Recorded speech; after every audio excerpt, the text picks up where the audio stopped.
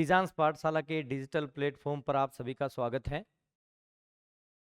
उम्मीद करता हूं कि 23 जुलाई और 24 जुलाई को जो रीट का पेपर हुआ है वो आप सभी का बहुत ही अच्छा पेपर हुआ होगा और आप सभी की जो एलिजिबिलिटी का जो क्राइटेरिया है वो आप सभी है वो उसको पार कर रहे होंगे। 23 जुलाई को जो पेपर हुआ है फर्स्ट पारी और सेकंड पारी में, फर्स्ट शिफ्ट सेकंड शिफ्ट में, उसकी आंसर की के बारे में अपनी चर्चा करने जा रहे हैं। स्टार्ट करते हैं वन बाय वन क्वेश्चन की। अपनी जो सबसे पहले चर्चा कर रहे हैं वो शिफ्ट वन जो 23 जुलाई का जो पहली पारी का पेपर है और उसमें जो सीरीज ए सीरीज है उसकी अपने वो सीरीज मेरे सामने है और उसमें क्या है कि अपने क्वेश्चन के आंसर है वो वन बाय वन देखने की कोशिश करते हैं किसका क्या आंसर है। चलो चर्चा करते हैं अपने फर्स्ट क्वेश्चन से स्टार्ट करते हैं आपके साइकोलॉजी में। हाँ, 23 जुलाई का जो आपका फर्स्ट पारी का जो पेपर है उसका पहले क्वेश्चन से अपने स्टार्ट करते हैं। हालांकि क्या है कि 23 जुलाई में का जो फर्स्ट पारी का पेपर है वो इतना टफ नहीं था कंपैरेटिवली सेकंड पारी के। तो सेकंड जो शाम की शिफ्ट थी उसमें क्या है जो पेपर था उसका लेवल काफ़ी अच्छा था। फर्स्ट पारी का लेवल है वो क्या है कि अपने यूँ कह सकते हैं कि कंपैरेटिवली उसके कंपैरिजन में थोड़ा सा क्या है कि इसका लेवल है वो इजी कह सकते हैं। काफ़ी अच्छे क्वेश्चन भी थे, जैसे आपका फर्स्ट क्वेश्चन है वो भी काफ़ी अच्छा था। चलो स्टार्ट करते हैं वन बाय वन क्वेश्चन। सबसे पहला क्वेश्चन है उसकी अपनी चर्चा करते हैं। हर एक क्वेश्चन में ध्यान से देखना है कि इन क्वेश्चन में कि सत्य असत्य सत्य नहीं है, इस प्रकार के बहुत से क्वेश्चन आते हैं। तो यहाँ पे पहला क्वेश्चन ये आपका है कि निम्न में से कौन सा या कौन से कथन असत्य है। तो किस कथन के बारे में पूछा गया है, जो क्या है फॉल्स है, जो क्या है असत्य कथन है उसके बारे में। तो सबसे पहले यह समझना जरूरी नहीं है कि प्रत्येक बालक है वो अद्वितीय होता है। देखो मनोविज्ञान है, उसमें मनोविज्ञान मानता ही यही है कि भी प्रत्येक बालक है वो यूनिक होता है, अपने आप में अद्वितीय होता है।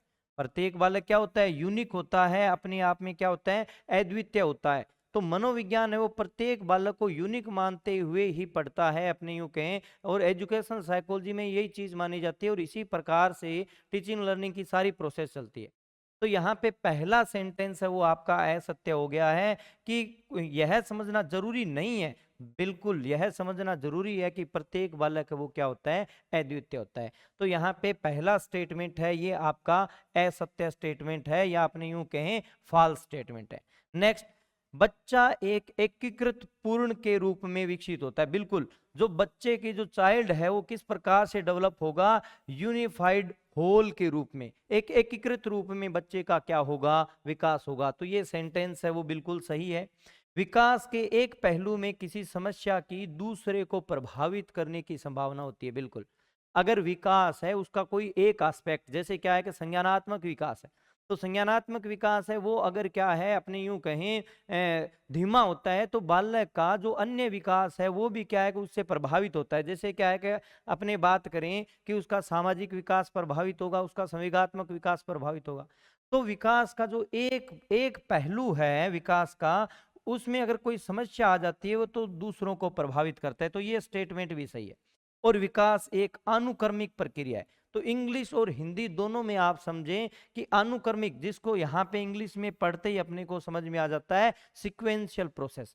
तो एक सीक्वेंस में विकास क्या चलता है, एक सीक्वेंस में चलता है। तो ये भी स्टेटमेंट बिल्कुल सही है। तो यहाँ पे आपसे असत्य कथन पूछा है तो असत्य आपका क्या हो जाएगा, केवल एक नंबर है वो क्या हो जाएगा, असत्य स्टेटमेंट। आगे चर्चा करते हैं सेकंड नंबर क्वेश्चन की। दूसरा क्वेश्चन लेते हैं अपने, हाँ यहां से स्टार्ट देखो, सेकंड क्वेश्चन देखते हैं। देखो यहाँ पे स्टार्टिंग में ब्लैंक दिया हुआ है, ब्लैंक दिया हुआ है, तब होता है या होती है जब परिपक्वता और अनुभव के कारण मनुष्य में क्रमबद्ध और प्रगतिशील परिवर्तन होते हैं। तो यहाँ पे खाली जगह में अपने को भरना है कि भाई क्या वर्दी तब होती है जब परिपक्वता और अनुभव, अनुभव का तो वर्दी से कोई भी संबंध नहीं है। तो वर्दी बोल दो, शारीरिक बदलाव बोल दो, एक ही बात है, इसका मतलब दोनों ऑप्शन कट गए। आगे अपने बात करें तो यहाँ पे विकास और मानसिक परिवर्तन है। तो विकास में सभी प्रकार का, चाहे वो मानसिक विकास है, संवेगात्मक विकास है, सामाजिक विकास है, सभी प्रकार के विकास है वो सम्मिलित होते हैं। तो इसलिए यहाँ पे देखो कि विकास तब होता है जब परिपक्वता और अनुभव के कारण मनुष्य में क्रमबद्ध और प्रगतिशील परिवर्तन होते हैं, उसमें ऑर्डरली और प्रोग्रेसिव चेंजेस होते हैं। तो यहाँ पे इसका आंसर क्या होगा, यहाँ पे क्या आएगा, डेवलपमेंट आएगा, यहाँ पे क्या आएगा, विकास आएगा। तो इसका राइट आंसर क्या है, बी है। नेक्स्ट चर्चा करते हैं थर्ड नंबर क्वेश्चन। निम्नलिखित में से कौन सी बचपन, मैं हमेशा क्लास में कहता हूं कि आप जो टर्म है वो इंग्लिश में जरूर पढ़ें और क्वेश्चन को इंग्लिश और हिंदी में दोनों में पढ़ें। इंग्लिश में क्यों, क्योंकि इंग्लिश में जो वर्जन है, इंग्लिश वर्जन है वो सही माना जाएगा बजाय क्या है, हिंदी के। तो यहाँ पे इस क्वेश्चन में भी यही दिक्कत आ रही है, यहाँ पे बचपन लिखा हुआ है जबकि यहाँ पे अर्ली चाइल्डहुड लिखा हुआ है। क्या लिखा हुआ है, अर्ली चाइल्डहुड है वो यहाँ पे लिखा हुआ है। तो यहाँ पे अर्ली चाइल्डहुड की ये पूछा है कि विशेषता कौन सी नहीं है। तो यहाँ पे देखो अर्ली चाइल्डहुड है उसको प्री गैंग एज भी कहते हैं। क्यों, क्योंकि गैंग एज किसको कहते हैं, लेटर चाइल्डहुड को। जो उत्तर बाल्य अवस्था है उसको क्या है, गैंग एज कहते हैं। तो प्री गैंग एज इसको कहते हैं। इसमें सवाल करने की आयु है, क्वेश्चनिंग एज भी कहते हैं इसको। इसको खिलौनों की आयु भी कहते हैं और इसको अनुकरणीय आयु भी कहते हैं। अब यहाँ पे अगर देखा जाए तो इन सभी क्वेश्चनों में, तो इन सभी ऑप्शन में ये सारी की सारी चारों की चारों विशेषताएं हैं वो किसकी है, अर्ली चाइल्डहुड की है, पूर्व बाल्यावस्था की है। हिंदी में पूर्व बाल्यावस्था नहीं लिख के बचपन लिख दिया, जबकि हमेशा है वो आप ध्यान रखेंगे इंग्लिश में जो दिया हुआ आता है वही सही माना जाता है, इसलिए आप इंग्लिश की टर्म है वो जरूर पढ़े। तो ये सारी की सारी, चाहे क्या है, प्री गैंग एज है, इमिटेटिव एज है, क्वेश्चनरी एज है, क्वेश्चनिंग और टॉय एज है, सारी की सारी अर्ली चाइल्डहुड की विशेषता है।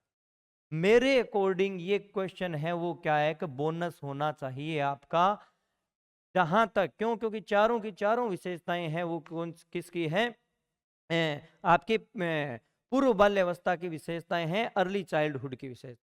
फिर बोर्ड इसका क्या मानता है वो क्या है कि अपने को देखना होगा, वेट एंड वॉच। परंतु यहाँ पे ये चारों विशेषताएं हैं वो किसकी होगी, अर्ली चाइल्डहुड की। आगे चर्चा करते हैं नेक्स्ट क्वेश्चन की, फोर्थ नंबर पे चलते हैं। यहाँ पे देखिए फोर्थ नंबर क्वेश्चन, प्रकृति और पोषण विवाद। प्रकृति और पोषण विवाद क्या कहता है, किससे संबंधित है, आनुवांशिकी और वातावरण से संबंधित है। किससे संबंधित है, आनुवांशिकी और वातावरण। मतलब प्रकृति और पोषण विवाद भी आनुवांशिकी को बालक के विकास में महत्वपूर्ण मानने वाले मनोवैज्ञानिक कहते हैं कि बालक के विकास में जो पूर्णतः जो प्रभावित होता है वो किससे होता है, आनुवांशिकी से, हेरिडिटी से।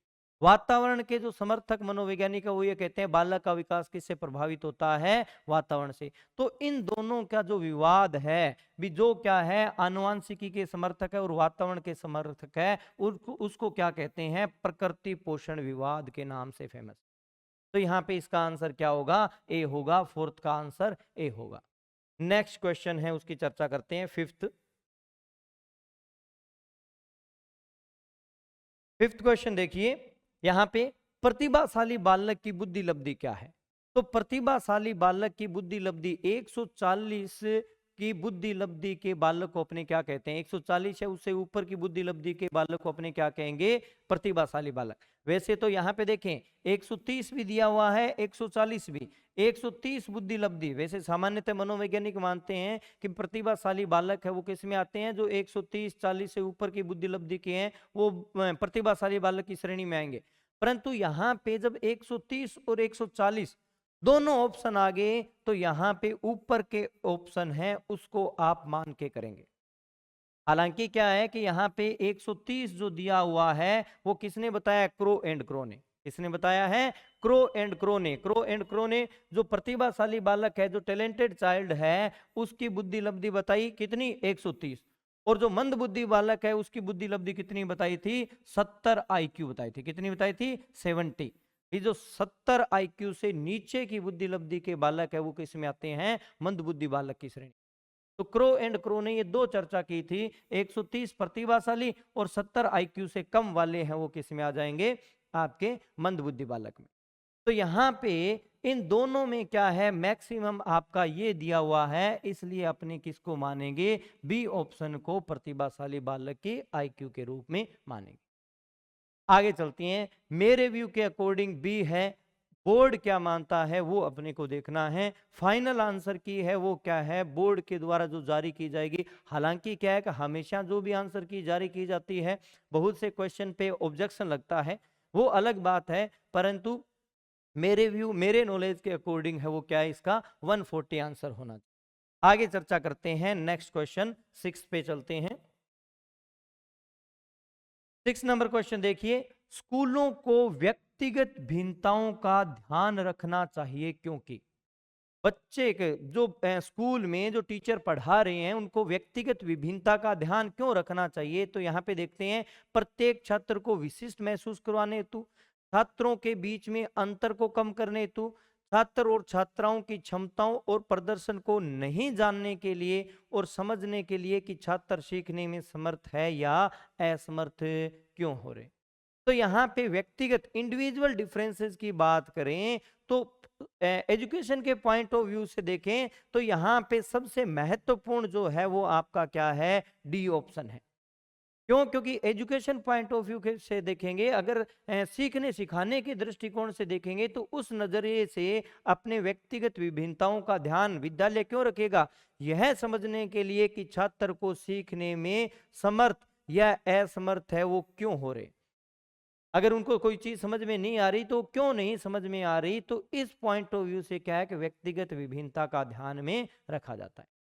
आगे बात करते हैं नेक्स्ट क्वेश्चन पे, 7th नंबर देखते हैं। हाँ, यहाँ पे देखिए 16 वर्ष आयु का बच्चा जिसकी बुद्धि लब्धि, तो यहाँ पे 16 वर्ष आयु है, इसका मतलब आपके पास में जो क्रोनिकल एज है वो कितनी आ गई, 16 वर्ष। बुद्धि लब्धि परीक्षण में 75 अंक प्राप्त करता है, इसका मतलब आपकी जो आईक्यू है वो आईक्यू निकल के कितनी आ रही है, 75। तो यहाँ पे उसकी मानसिक आयु है वो पूछा गया। तो अपने को पता है आईक्यू ज्ञात करने का सूत्र है वो क्या होता है, मेंटल एज बटे क्रोनिकल एज इंटू 100। अब यहाँ पे अपने को मेंटल एज है वो पूछी गई है, जबकि क्रोनिकल एज है और आईक्यू दिया गया है। तो क्रोनिकल एज आईक्यू की जगह अगर अपने 75 75 कर देंगे, mental age upon chronological age है वो आपकी कितनी है, 16, तो अपॉन कितना हो जाएगा, 16 इंटू 100।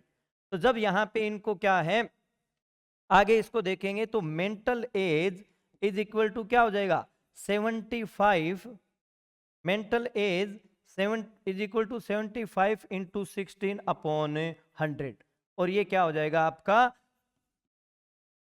4 तिया 12, तो यहाँ पे क्या आ जाएगा, 12 आ जाएगा, 12 है वो क्या है कि आपका आंसर होगा। तो यहाँ पे मानसिक आयु है वो कितनी आ जाएगी, 12 आ जाएगी। तो ये क्या है, यहाँ पे इस प्रकार से सिंपल सा क्वेश्चन था, तो यहाँ पे मानसिक आयु है वो आपसे पूछी गई। आगे चर्चा करते हैं 8th नंबर क्वेश्चन की। प्रत्येक व्यक्ति का कार्य निश्चित योग्यताओं का प्रतिबिंब होता है। अब यहाँ पे क्या है कि जो पूछा गया है जो बुद्धि के सिद्धांत के बारे में, वो सीधा सीधा नहीं पूछा कि भाई ये बुद्धि का सिद्धांत किसने दिया है, ठीक है, वो उसको डिटेल से बुद्धि के सिद्धांत के बारे में दे दिया, और फिर क्या है कि पूछा है कि यह सिद्धांत है वो किसके द्वारा दिया गया है। तो यहाँ पे देखिए कि प्रत्येक व्यक्ति का कार्य निश्चित योग्यताओं का प्रतिबिंब होता है, और किसी विशेष कार्य को करने में व्यक्ति अपनी समस्त मानसिक योग्यताओं में से कुछ को प्रतिदर्श के रूप में चुनाव कर लेता है और वो विशिष्ट कार्य को संपन्न कर लेता है। थॉमसन ने, ठीक है, ये सिद्धांत कौन सा है, थॉमसन का प्रतिदर्श प्रतिचयन सिद्धांत है, जिसको सैंपलिंग थ्योरी कहते हैं। क्या कहते हैं, सैंपलिंग थ्योरी है वो क्या है कहते हैं। तो यहाँ पे जैसे यहाँ पे लिखा हुआ है as a model, sample use नहीं करके यहाँ पे वर्ड क्या यूज कर लिया, एज ए मॉडल। तो सैंपलिंग थ्योरी जो है, प्रतिदर्श सिद्धांत है, वो किसके द्वारा दिया गया है, थॉमसन के द्वारा। किसके द्वारा, थॉमसन के द्वारा।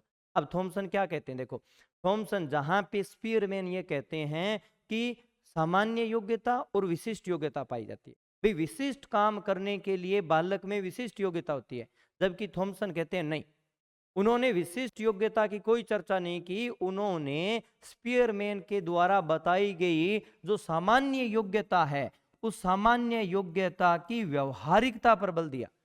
और उन्होंने ये कहा कि भाई इसमें से क्या है कि वो व्यक्ति में जो योग्यता पाई जाएगी वो अगर उसको विशेष काम करना होगा तो वो सभी से क्या है थोड़ा थोड़ा सैंपल ले लेगा और फिर वो उसकी वो विशेष योग्यता बन जाएगी और उससे वो विशेष काम को संपादित कर देगा। तो ये क्या है कि अपने इस पे बहुत ही अच्छे प्रकार से क्लासरूम में चर्चा की थी अपने, तो इसका आंसर क्या होगा, थॉमसन होगा। आगे बात करते हैं नेक्स्ट 9 नंबर क्वेश्चन की। यहां पे देखिए, निम्न में से कौन सी व्यक्तित्व मापन की प्रक्षेपी विधि है? तो प्रोजेक्टिव, यहाँ पे प्रोजेक्टिव टेक्निक है उसके बारे में पूछा गया है, प्रक्षेपी विधि के बारे में पूछा गया। तो यहाँ पे प्रक्षेपी विधि कौन सी है, TAT, ठीक है। तो थेमेटिक एपरसेप्शन जो टेस्ट है, ठीक है, कथानक संप्रत्यक्षण परीक्षण है, ये क्या है आपकी प्रक्षेपी विधि।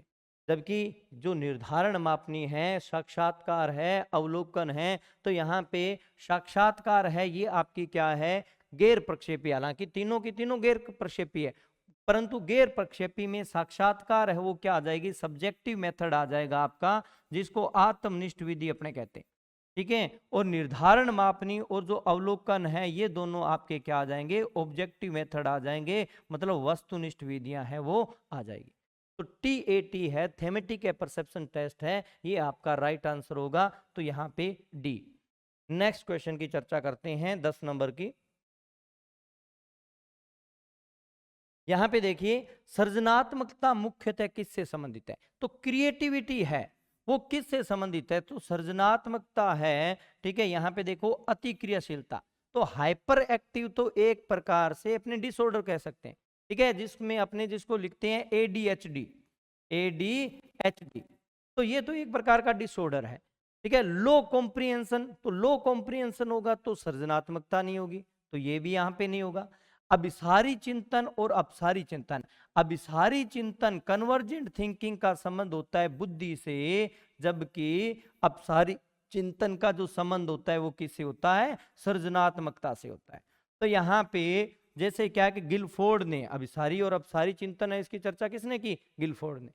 तो गिलफोर्ड ने क्या है कि जो अपसारी चिंतन है उसको किससे बताया है, सृजनात्मकता से संबंधित बताया। तो इसका राइट आंसर क्या हो जाएगा आपका, डी है वो इसका राइट आंसर हो जाएगा। आगे नेक्स्ट क्वेश्चन है, देखते हैं। यहां पे देखिए, निम्नलिखित में से कौन सी स्थिति समायोजन को बढ़ावा देती है? समायोजन को क्या दे रही है, बढ़ावा दे रही है। मतलब यहाँ पे इन चारों ऑप्शन को बढ़ते हैं, देखिए किससे समायोजन बढ़ेगा। क्या व्यक्ति को तीव्र चिंता हो रही है तो समायोजन बढ़ेगा? नहीं, तो ये तो एक प्रकार से कुसमायोजित व्यक्ति उसका लक्षण हो जाएगा, व्यक्ति समायोजित नहीं होगा। बीमारी का डर होगा तो भी ये क्या है, कुसमायोजित की बात है। अपराध बोध के बारे में अगर वो जुनूनी सोचेगा भी, वो क्या है कि गिल्ट, मतलब अपराध करने के बारे में वो बिल्कुल तत्पर है, तो ये भी क्या है, कुसमायोजन की बात है। अगर वो क्या है, उसमें विक्षिप्त भय और चिंता से मुक्ति है, मतलब फ्री फ्रॉम न्यूरोटिक फियर और एंजाइटी, अगर उसमें भय और चिंता से, किससे, भय और चिंता से अगर मुक्ति है, तो इसका मतलब क्या है, ये समायोजन। तो यहां पे आप देखें कि कौन समायोजन को बढ़ावा देगा, अगर क्या है उसमें भय और चिंता से मुक्ति होगी तो ये चीज है उसको समायोजन को बढ़ावा देगी। बाकी सारे के सारे हैं वो क्या है, कुसमायोजन की तरफ लेके जाएंगे। आगे चर्चा करते हैं नेक्स्ट क्वेश्चन की। 12 नंबर देखिए, यहां पे देखिए, जो प्रतिभाशाली बालक है, प्रतिभाशाली बालक के लक्षण क्या है ये पूछा है। तो अलग अलग यहाँ पे क्या है, 4 कैरेक्टरिस्टिक्स दी गई है और उसमें पूछा गया है कि भी प्रतिभाशाली बालक है उसकी कैरेक्टरिस्टिक्स है वो इनमें से कौन सी है। तो यहाँ पे देखेंगे, अभिव्यक्ति की नव्यता। अभिव्यक्ति की नव्यता का मतलब क्या है कि जो भी वो एक्सप्रेस, मतलब कोई भी चीज को एक्सप्रेस करेगा, अपने विचार को एक्सप्रेस करेगा, तो उसमें नवीनता होगी, मौलिकता होगी और जिज्ञासा। अब यहां पे अगर अपने ये चीजें देखें, ठीक है, तो यहां पे ये भी लग रहा है, ये भी लग रहा है, वार्तालाप प्रियता, तो हो सकता है अपने कहें तो, ठीक है, अति सक्रियता, तो अति सक्रियता तो ADHD हो गया, तो ADHD तो नहीं हो सकता। ठीक है, तो यहाँ पे ये जो 3 ऑप्शन हैं, तो यहाँ पे 3 ऑप्शन में से कोई भी यहाँ पे आपके इन ABCD में नहीं है। तो इसका मतलब अब अपने को 2 में से चूज करना है। तो 2 में से अगर इन 3 में से अगर अपने बात करें तो अभिव्यक्ति की नव्यता और जिज्ञासा, तो यहाँ पे देखेंगे अभिव्यक्ति की नव्यता और जिज्ञासा आपका राइट आंसर क्या होगा? बी होगा। परंतु यहाँ पे अपने को ध्यान क्या रखना है, यहाँ पे अगर इसको गौर से देखा जाए कि ये देखो नोवेल्टी इन एक्सप्रेशन और क्यूरियोसिटी, ये खास तौर से अगर दोनों विशेषताएं अगर ऐसा पूछता कि अभिव्यक्ति की नव्यता और जिज्ञासा किसकी विशेषताएं, तो ये मूल रूप से किससे जुड़ी हुई है? ये जुड़ी हुई है सृजनात्मक बालक से, जो क्रिएटिव चिल्ड्रन है उससे ये क्या है कि विशेषताएं जुड़ी हुई है। परंतु यहाँ पे पॉजिटिव, यहाँ पे उसकी कैरेक्टरिस्टिक प्रतिभाशाली की पूछी है, तो यहाँ पे और अपने को कोई ऑप्शन में नहीं मिल रहा है। इसका राइट आंसर क्या होगा? आपका बी होगा। नेक्स्ट चर्चा करते हैं 13 नंबर क्वेश्चन की। यहाँ पे देखिए बुद्धि लब्धि के निम्नलिखित सूत्र है, निम्नलिखित फार्मूला है, वो किसने दिया है? तो बुद्धि लब्धि का सब पूरा फार्मूला दे दिया, मानसिक आयु बटे कालानुक्रमिक आयु, मतलब मेंटल एज बटे क्रोनिकल एज। सिर्फ बुद्धि लब्धि का इतना सूत्र मेंटल एज बटे क्रोनिकल एज है, वो किसके द्वारा दिया गया था? स्टर्न के द्वारा। 1912 में स्टर्न ने कुहलमान के साथ में मिलकर बुद्धि लब्धि का ये सूत्र दिया था। परंतु जो संशोधित सूत्र था, जो इसमें इंटू 100 जो जोड़ा, ठीक है, जो यहाँ पे पूछा गया है वो किसके द्वारा? टर्मन के द्वारा। तो यहाँ पे इसका राइट आंसर क्या होगा? बी, टर्मन है वो क्या हो जाएगा? इसका राइट आंसर होगा। आगे चर्चा करते हैं नेक्स्ट क्वेश्चन की। 14 नंबर क्वेश्चन लीजिए। यहाँ पे देखिए रवि का बुद्धि परीक्षण इंगित करता है कि वह औसत से लेकर औसत से अधिक बुद्धिमत्ता की श्रेणी में आता है, मतलब बुद्धि के पॉइंट ऑफ व्यू से वो औसत से ऊपर है। तो यहाँ पे औसत या औसत से ऊपर है। हालांकि पढ़ने में, वर्तनी संबंधी और सामाजिक विज्ञान और विज्ञान में उसके ग्रेड क्या है? बहुत ही कम है। इसका मतलब पढ़ने में है, उसको सामाजिक विज्ञान सब्जेक्ट है, विज्ञान मतलब पढ़ने में जब प्रॉब्लम आ रही है, तो इसका मतलब सोशल साइंस और साइंस में उसको प्रॉब्लम आ रही है। तो यहाँ पे वो चीजों को ढंग से पढ़ ही नहीं पा रहा है। आगे पढ़ते हैं, उसके गणित के ग्रेड काफी अधिक है, इसका मतलब गणित सब्जेक्ट में उसको कोई प्रॉब्लम नहीं है, कैलकुलेशन वगैरह में कोई प्रॉब्लम नहीं है। रवि लेखन कौशल में भी अच्छा है, इसका मतलब लिखने में भी कोई प्रॉब्लम नहीं है। तो रवि की अधिक संभावना है, अधिक संभावना किस चीज की है? कि वो किस प्रकार के अधिगम अक्षमता से संबंधित। तो यहाँ पे उसने कह दिया कि गणित में ग्रेड अच्छे हैं, इसका मतलब गणितीय विकृति जो डिस्कैलकुलिया है ये आंसर नहीं होगा। वो लेखन में कौशल अच्छा है, इसका मतलब लेखन संबंधी विकृति जो डिस्ग्राफिया है वो नहीं होगी। यहां पे उसने क्या कहा कि उसको पढ़ने समय दिक्कत है, सामाजिक विज्ञान विज्ञान में पिछड़ गया, इसका मतलब क्या है? पढ़ने से संबंधित विकृति क्या है? आपकी डिसलेक्सिया।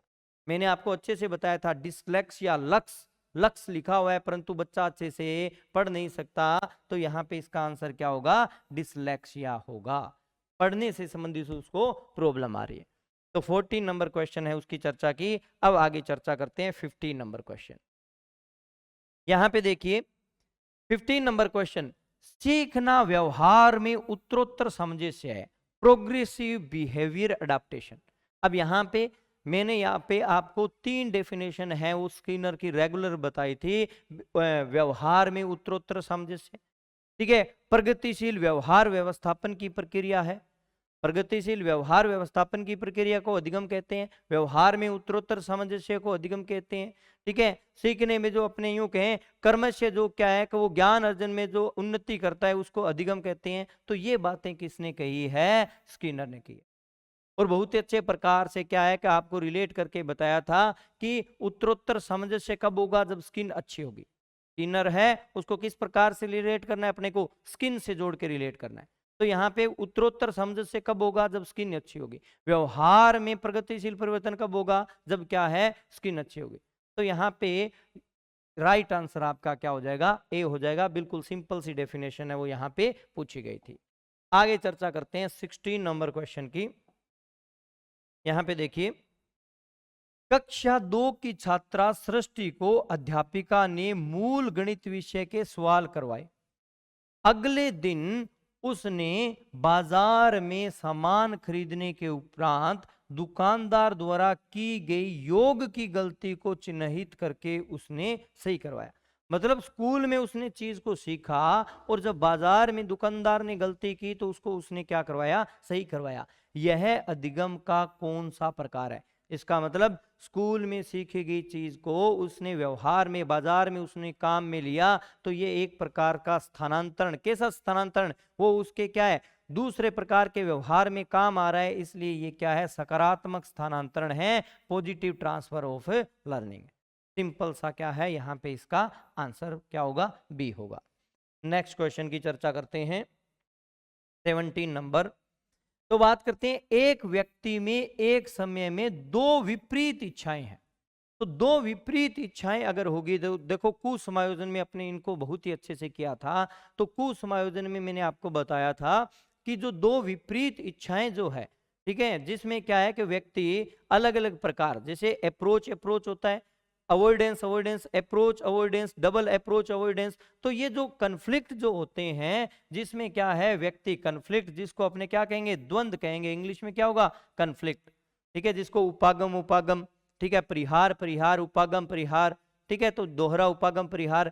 ये जो अंतर्द्वंद होते हैं, इसमें क्या है, व्यक्ति के सामने दो समान अवसर होते हैं और उन दो अवसरों को एक ही समय में पूरा नहीं किया जा सकता। एक समय में क्या होती है, एक ही अवसर को चुना जा सकता है। तो दो विपरीत इच्छाएं होती है और एक ही चुनी जा सकती है।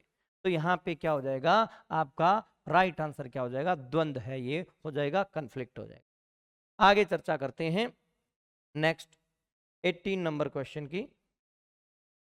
यहां पे देखिए, निम्न में से किस सिद्धांत को पुनर्बलन का सिद्धांत भी कहते हैं? देखो, पुनर्बलन अनुसूची है, उसके बारे में, पुनर्बलन अनुसूची किसके द्वारा दी गई, स्किनर के द्वारा। विस्तार पूर्वक है वो क्या है कि स्किनर ने पुनर्बलन और दंड के बारे में, ठीक है, री इन्फोर्समेंट और पनिश के बारे में विस्तार से क्या है कि उन्होंने बताया।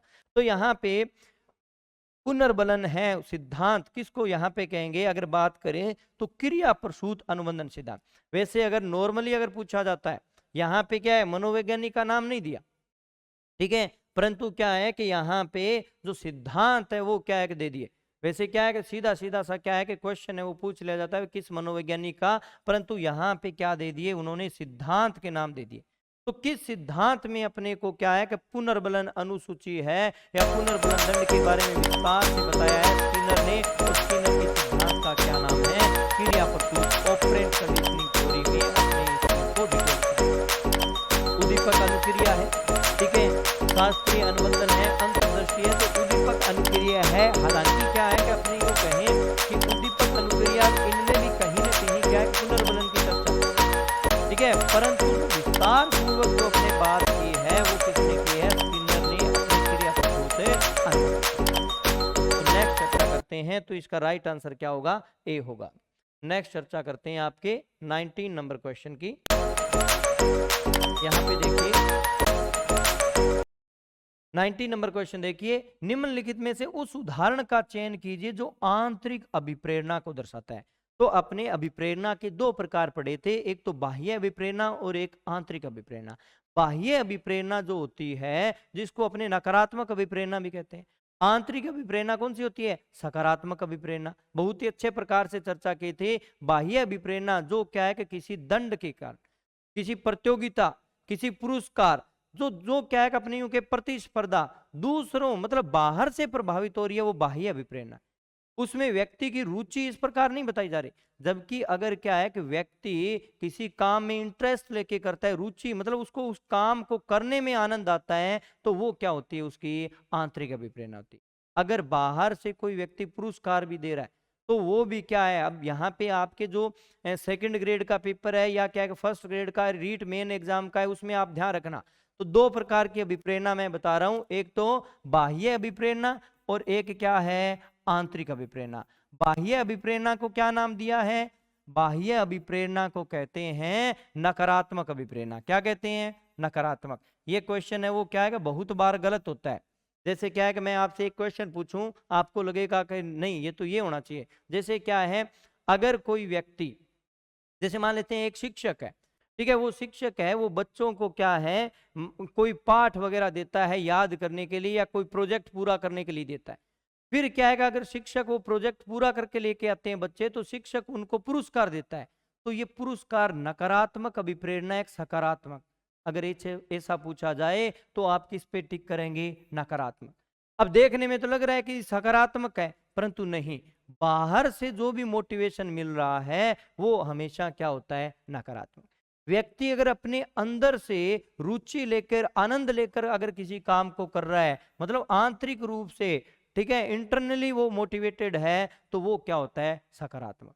तो यहाँ पे देखेंगे कि उर्मिला फटाफट फटाफट गृह कार्य समाप्त कर रही है, क्योंकि गृह कार्य समाप्त करके वह टीवी देख सकेगी। इसका मतलब उसको बाहर टीवी जो है वो एक प्रकार से बाह्य अभिप्रेरणा के लिए काम कर रहा है, बाहर की कोई चीज प्राप्त करने के लिए वो काम कर रही है, तो बाह्य अभिप्रेरणा।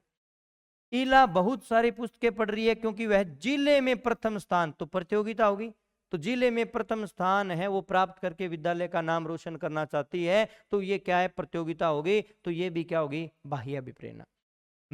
आगे बात करें, फर्स्ट ऑप्शन है वो आपका ऊपर रहेगा था। वंदना परीक्षाओं में अच्छे अंक प्राप्त करने के लिए कठोर परिश्रम कर रही है, जिससे वह अपने माता पिता से उपहार प्राप्त कर सके। इसका मतलब बाहर से माता पिता से कुछ चीज लेना चाहती है, तो ये क्या हो गया? आपका बाह्य विप्रेरणा। दूसरा, यहाँ पे अच्छे अंक प्राप्त करने के लिए कठोर परिश्रम, तो एक प्रकार से क्या हो गया? तो यहाँ पे बच्चा है वो प्रतियोगिता के कारण हो रहा है मोटिवेटेड, तो बाह्य विप्रेरणा। आगे देखते हैं, मेगा अपने परियोजना कार्य के लिए विभिन्न स्रोत तलाश कर रही है, क्योंकि वह नई जानकारी प्राप्त करने में रुचि रखती है, इंटरेस्ट है उसका नई जानकारी प्राप्त करने में। इसका मतलब ये क्या है? आपकी आंतरिक अभिप्रेरणा। और यही पूछा है, बहुत ही अच्छे प्रकार से अपनी ये सारी चीजें हैं वो कर चुके हैं। आगे चर्चा करते हैं नेक्स्ट क्वेश्चन की। यहाँ पे देखिए, निम्न में से किसने अधिगम सिद्धांत का प्रतिपादन नहीं दिया? तो अधिगम सिद्धांत है वो किसने नहीं दिया? तो थॉर्नडाइक ने भी अधिगम का सिद्धांत दिया है, प्रयास और त्रुटि का सिद्धांत। स्किनर के सिद्धांत की अपने अभी चर्चा की है, ठीक है, क्रिया प्रसूत अनुबंधन सिद्धांत। कोहलर का अंतर्दृष्टि सिद्धांत है ही। B.S. ब्लूम है, इन्होंने क्या है? अधिगम का सिद्धांत नहीं दिया। इन्होंने क्या है, जो शैक्षिक उद्देश्य है उसकी क्या है कि इन्होंने चर्चा की है। तो यहाँ पे बात करें, B.S. ब्लूम है, उन्होंने अधिगम सिद्धांत नहीं दिया, तो राइट आंसर क्या होगा? डी होगा। नेक्स्ट क्वेश्चन की चर्चा करते हैं।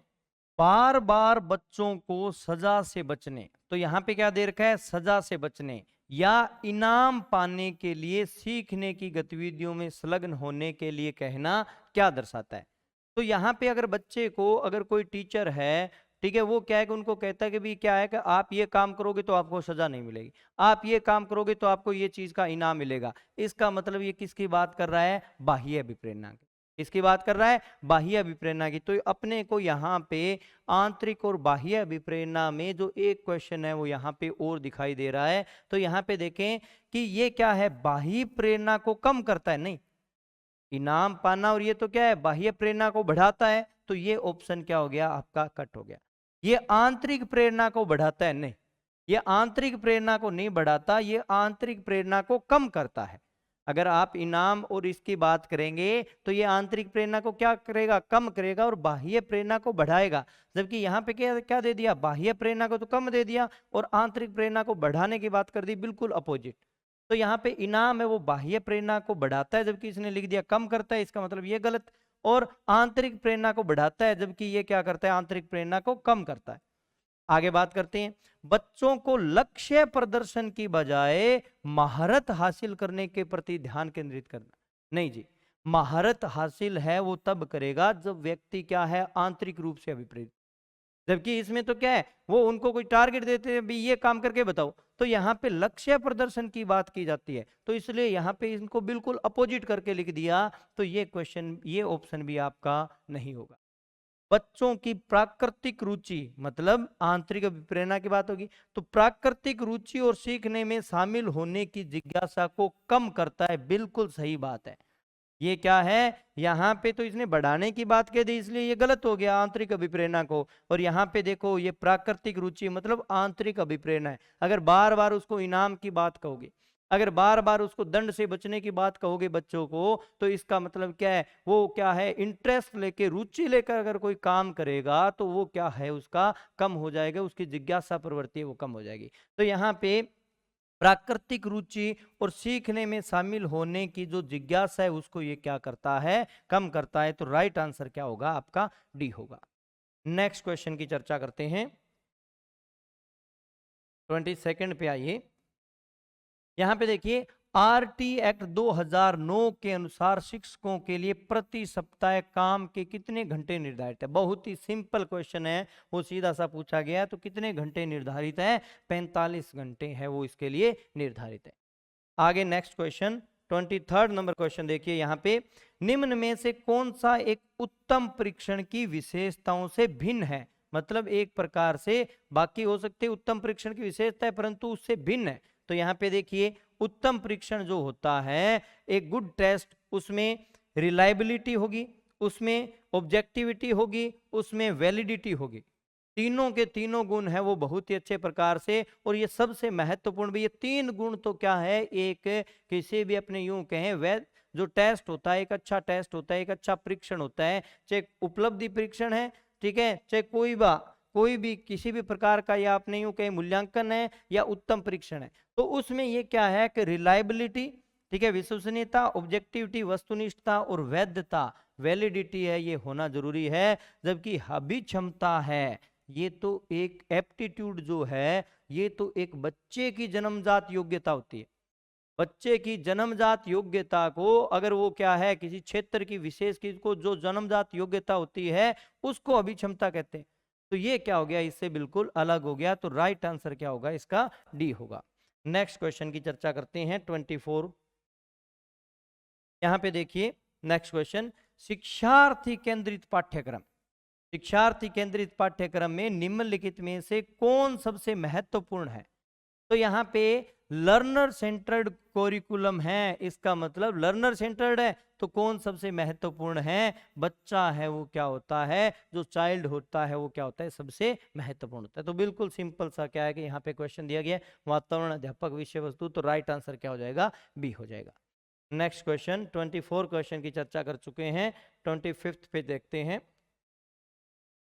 हाँ, यहाँ पे देखिए, एक चिंतनशील शिक्षक कक्ष में ऐसी परिस्थिति उत्पन्न करता है कि छात्र, मतलब एक रिफ्लेक्टिव टीचर भी, बच्चे क्या है कि किसी चीज पर है वो चिंतन कर सके, विचार कर सके, ठीक है। इस प्रकार क्या है कि टीचर अगर प्रयत्नशील है तो एक चिंतनशील शिक्षक कक्ष में ऐसी परिस्थिति उत्पन्न करता है कि छात्र है वो व्याख्यान सुने नहीं जी, ठीक है, कक्ष में शिक्षक के व्याख्यान के नोट्स नहीं।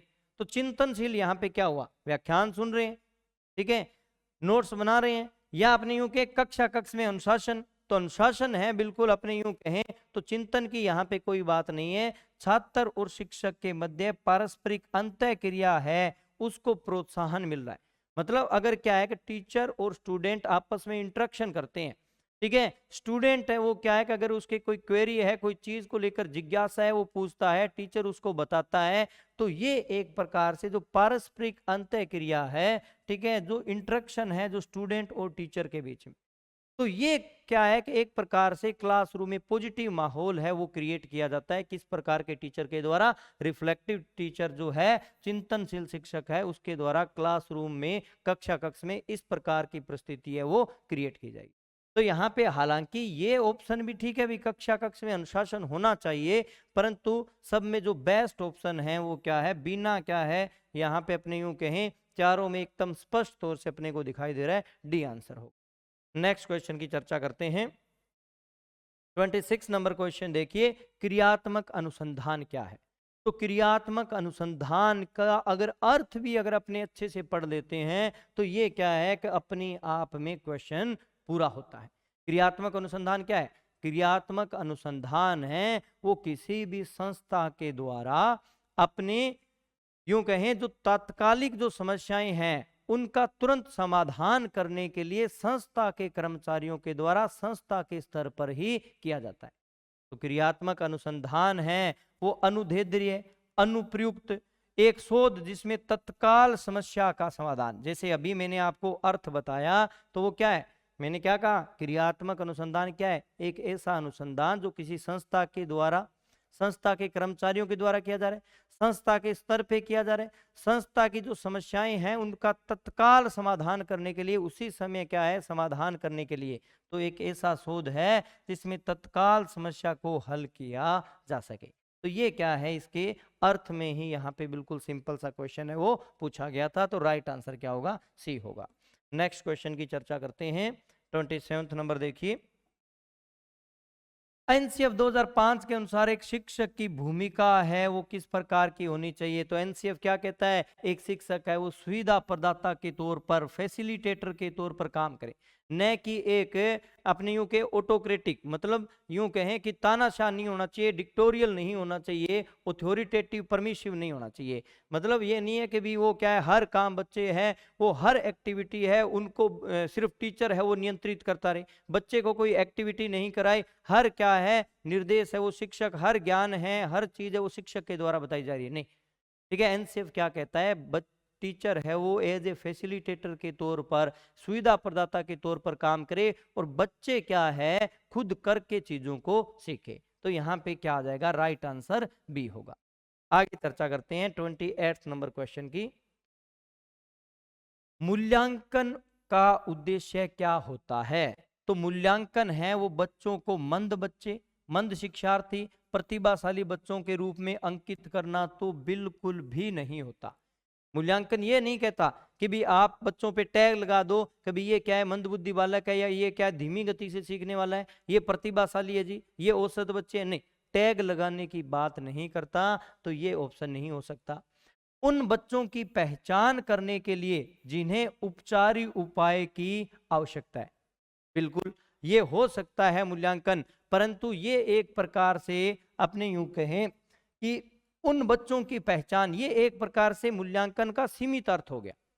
तो यहाँ पे उन बच्चों की पहचान करना जिनको उपचार मतलब रेमेडी की जरूरत है, तो ये एक प्रकार से क्या हो गया, रेमेडियल। अगर अपने यूं कहें टीचिंग करवाते हैं तो उससे पहले क्या करते हैं, डायग्नोस्टिक टेस्ट लेते हैं, मतलब जो निदानात्मक परीक्षण है। तो यहाँ पे ये क्या हो जाएगा, निदानात्मक परीक्षण का उद्देश्य यहाँ पे सीखने की कठिनाइयों और समस्या क्षेत्रों का निदान करने के लिए। वापस वही बात है, एक तरीके से दूसरे शब्दों में क्या है कि रिपीट कर दी। आगे उस सीमा तक प्रतिपुष्टि प्रदान करना जहां तक हम उत्पादनशील जीवन के लिए शिक्षा प्रदान करने में सफल रहे। तो एक प्रकार से अल्टीमेट जो इवेल्युएशन का टारगेट है या गोल है या लक्ष्य है वो क्या है कि मूल्यांकन का लक्ष्य क्या है, मूल्यांकन का उद्देश्य क्या है। यहाँ पे देखें तो मूल्यांकन का उद्देश्य है कि मूल्यांकन का उद्देश्य है कि बच्चे को क्या दो, आप फीडबैक दो, प्रतिपुष्टि प्रदान करो, ताकि वो क्या है उत्पादनशील जीवन है, एक यूं कहें सक्सेसफुल लाइफ है या प्रोडक्टिव लाइफ है।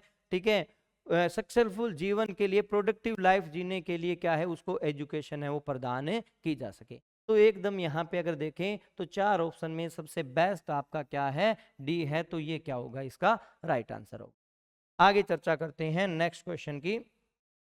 29 नंबर क्वेश्चन, क्वेश्चन बड़ा है परंतु क्या है कि यहाँ पे है बिल्कुल ये सिंपल सा। 29 नंबर क्वेश्चन की चर्चा करें तो देखिए, मिलान करना है विकास के सिद्धांत और यहाँ पे सिद्धांत का वर्णन। कौन सा क्या है कि विकास का सिद्धांत किस प्रकार का है, तो समीप दूराभिमुख।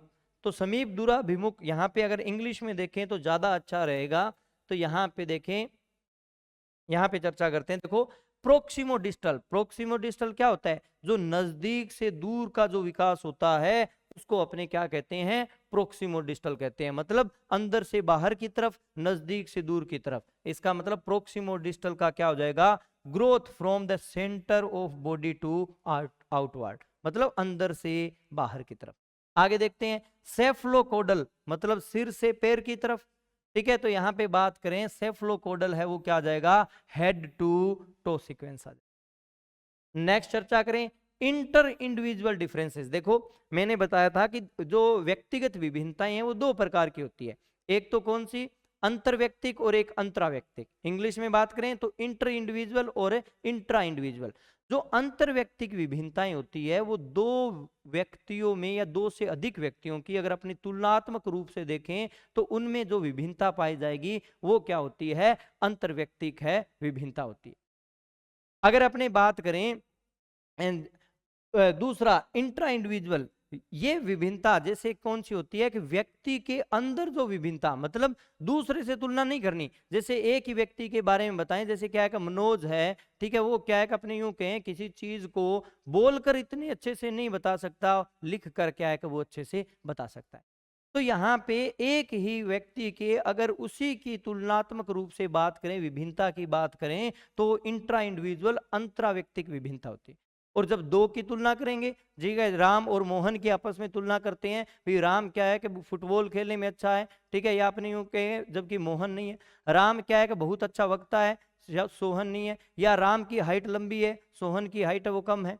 तो इस प्रकार से अगर उन दोनों की आप तुलना कर रहे हो तो ये आपके क्या है, अंतरव्यक्तिक इंटर इंडिविजुअल है। तो यहाँ पे देखें इंटर इंडिविजुअल दो की बात करेंगे तो डिफरेंट चाइल्ड की यहाँ पे आ जाएगा, और इंट्रा इंडिविजुअल है वो क्या है, इन ए सिंगल चाइल्ड, उसी बच्चे के भीतर की बात करेंगे तो यहाँ पे आ जाएगा आपका डी, उसके बाद में ए और फिर बी और सी। तो ऑप्शन देखते हैं डी, ठीक है, ए बी और सी। तो राइट आंसर आपका क्या हो जाएगा, ए हो जाएगा। तो यहाँ पे ये आपका सेकंड लास्ट क्वेश्चन जिसकी चर्चा की। अब अपने लास्ट क्वेश्चन है उसकी बात करते हैं 30 नंबर। यहाँ पे देखें विकास किससे किसकी ओर बढ़ता है, बिल्कुल सिंपल सा क्वेश्चन है और बहुत अच्छे प्रकार से जब मैंने विकास बताया था, जब मैंने शिक्षण बताया था तो दोनों चीजें बताई थी कि विकास है वो क्या है, सामान्य से विशिष्ट चलेगा। कैसे चलेगा, जनरल टू स्पेसिफिक। और शिक्षण कार्य जो करवाया जाता है वो कैसे चला करवाया जाता है, स्पेसिफिक टू जनरल अपने कह सकते हैं या पर्टिकुलर टू जनरल कह सकते हैं। तो शिक्षण कार्य है पर्टिकुलर टू जनरल होता है, जबकि विकास होता है वो क्या होता है, जनरल टू स्पेसिफिक होता है, सामान्य से विशिष्ट होता है। तो राइट आंसर आपका क्या हो जाएगा, ए हो जाएगा। तो ये क्या है, एक जो आपके फर्स्ट जो शिफ्ट थी 23 तारीख का, उसके पेपर का डिस्कशन है वो अपने किया। मैंने अपने नॉलेज के हिसाब से आपको जो आंसर की है वो बताने की कोशिश की है। बाकी जो बोर्ड द्वारा जारी आंसर, ऑथेंटिक जो जारी आंसर की होगी वही अपने क्या है कि उसी को अपने मान सकते हैं एक प्रकार से। हाँ, ये हो सकता है कि भी कुछ क्वेश्चन है वो वेरी करें, ठीक है, कुछ में आपको ऑब्जेक्शन भी लगाना पड़ सकता है कि बोर्ड ने जो की जारी की है, हो सकता है कि वो जो की जारी करे वो बिल्कुल ही एकदम सही हो, एप्रोप्रिएट हो, तो अपने को क्या है ऑब्जेक्शन की नौबत ही नहीं आए। चलो मिलते हैं नेक्स्ट डिस्कशन में। Thank you.